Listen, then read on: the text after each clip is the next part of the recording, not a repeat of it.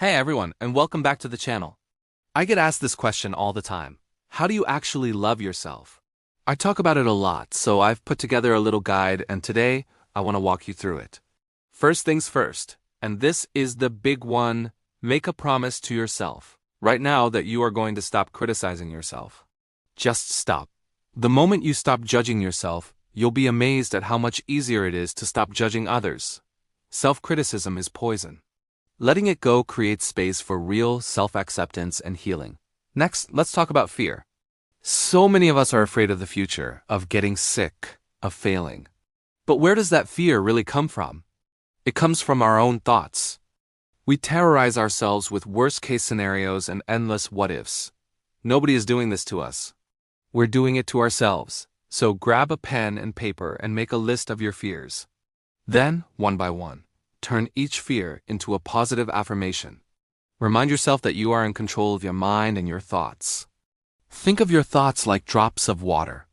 A single drop doesn't seem like much, right? But if you keep thinking that same negative thought, drop after drop, it becomes a puddle, then a lake, and eventually, a whole ocean. We can either drown in a sea of our own negativity or float peacefully on the ocean of life. The choice is ours. When you change your thinking, you really can change your life. Even if you've been stuck in negative patterns for years, you can shift. Start creating new, positive thought patterns. We call these affirmations and make them a daily habit. Say them when you wake up. Say them before you go to sleep.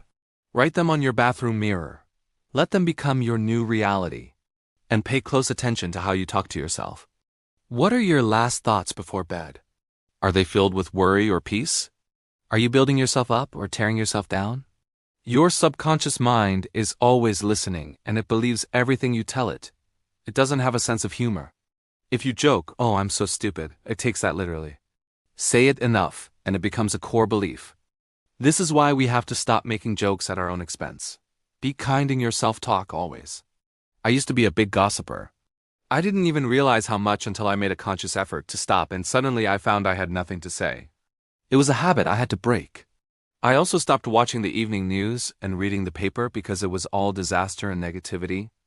The media thrives on that stuff because we keep feeding into it.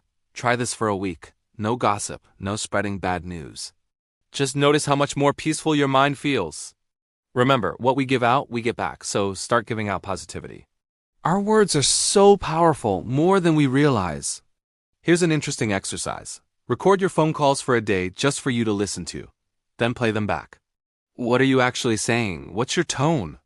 If you hear yourself say something 3 or more times, that's a pattern. And those patterns, whether they're positive or negative, are actively shaping your reality. Your words reflect your beliefs. If your language is full of struggle, lack, and self-pity, that's what you'll attract more of. Your subconscious mind doesn't judge. It just accepts what you tell it and creates your life based on those instructions. It always says yes to your inner dialogue. If you constantly talk about failure, unworthiness, or being sick, your subconscious will work to make that true.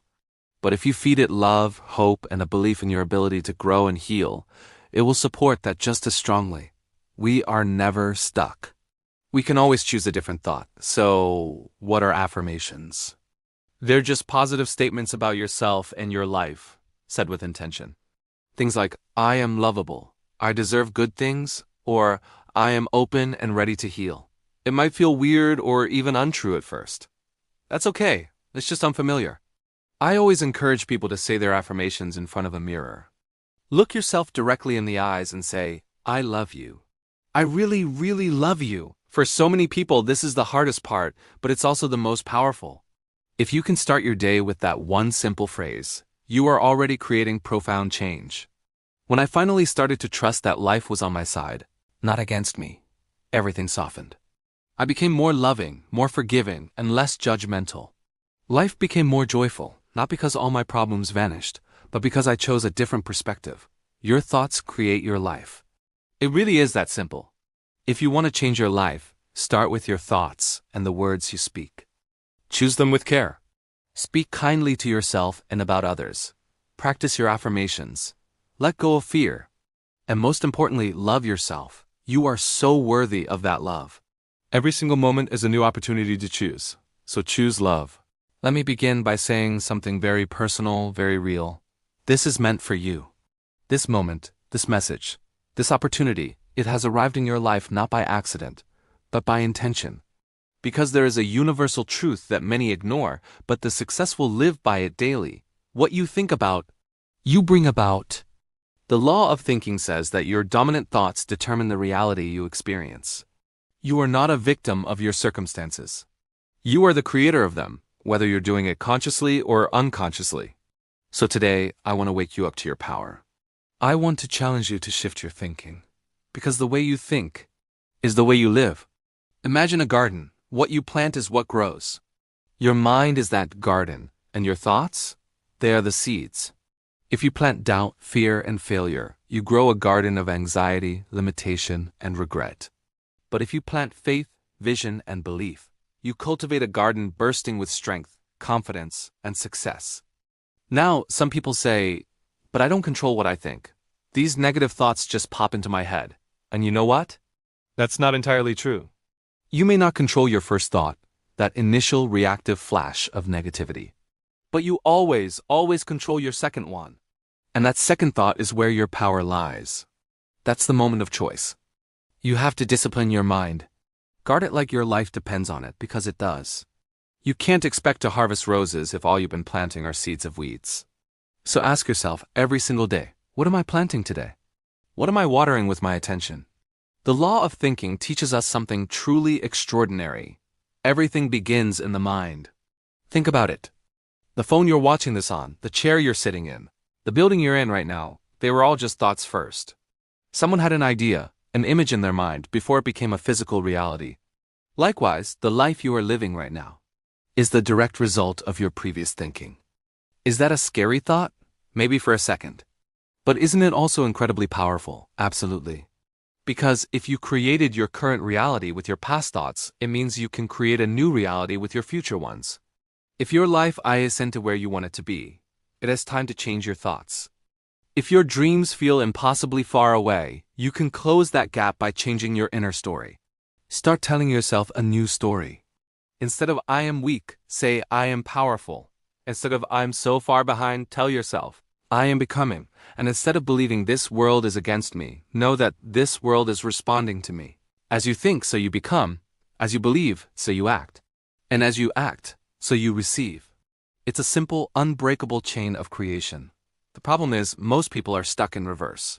They keep thinking about their past, their failures, their heartbreaks, their trauma. But listen to me, you weren't built to move backward. Your eyes are on the front of your head for a reason. You were born to evolve, to move forward. You've made mistakes. So what? That means you tried. You've had your heart broken. That means you felt deeply. You've been rejected. That means you were brave enough to show up in the first place. See how a simple shift in thought changes the entire meaning? But now, it's time to think forward. What do you want to create? What kind of person do you want to become? What impact do you want to make on this world? Start thinking in the direction of your future, not your past. Start acting like the version of you that already has the life you want. Feel the confidence, make the decisions, carry yourself with the grace of that future self. Because once your thinking truly changes, your future has already begun to shift. So today, I leave you with this undeniable truth. This is meant for you.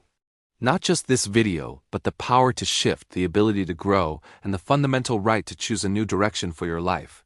The law of thinking isn't just some feel-good motivational theory. It is a law, just like gravity. You don't have to believe in gravity for it to work. It's working right now, keeping you grounded. The law of thinking is working right now too, so why not work it in your favor? Every successful person, every great leader, every game changer throughout history, they all mastered their thinking before they mastered their world. They understood that the inner world creates the outer world, so why not you? Control your thoughts and you will control your world. Let this moment be your turning point. Let your mind become your most powerful tool, your greatest ally. And always remember, you are not here by chance. You are here with purpose, and this power, this ability to create, is meant for you. Thank you so much for watching.